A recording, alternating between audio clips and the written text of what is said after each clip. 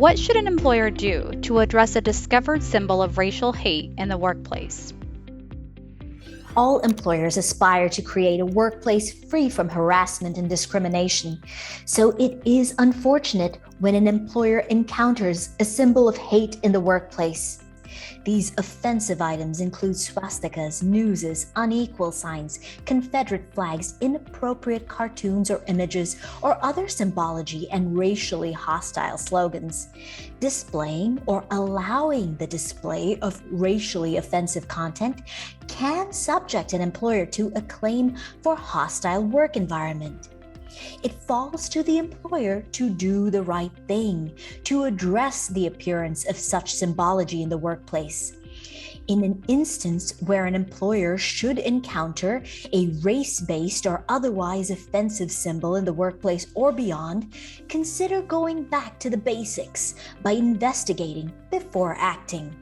Before handing out discipline, investigate the allegedly offensive conduct instead of relying on employee reports alone. Appropriately crafted policies will help an employer support and inform such a thorough investigation.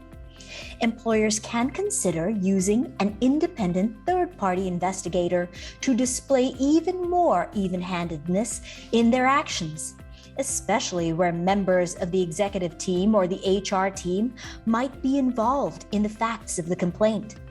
Some employees may argue that they have a First Amendment right to express their political views, or that the display of the Confederate flag or other symbol is a political statement unrelated to slavery or racial animus. However, the First Amendment does not apply to employees in a non-governmental workplace, and despite the subjective intentions of the employee sporting the Confederate flag on a piece of clothing, decal or otherwise, other employees may reasonably assume motives racially hostile or at least insensitive.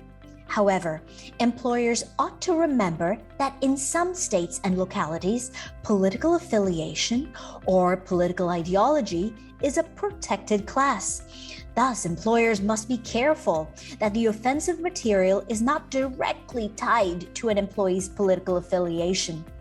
Likewise, some states prohibit terminating an employee for lawful off-duty conduct. It is also worth noting that certain behaviors, depending on their subject and actual or intended audience, may be protected under the National Labor Relations Act because they constitute protected concerted activity, or may be protected conduct under a state's legal activities law, in which case the employer may be limited in what it can do in response to the behavior. Finally, when it is necessary to respond to an incident of racial hate in the workplace, the company's leadership may want to coordinate with counsel to develop messaging for internal and external audiences. In doing so, the company gains the advantage of walking the talk for being transparent and living its diversity, equity, and inclusion values. Such messaging is also a great tool to ensure that employees see the company's policies in action, so they are more likely to use them to report any future issues. For continued insights, please visit littler.com, and if you haven't seen it, check out my other video on this topic. And as always, for additional guidance on these or related issues, consult with your Littler attorney.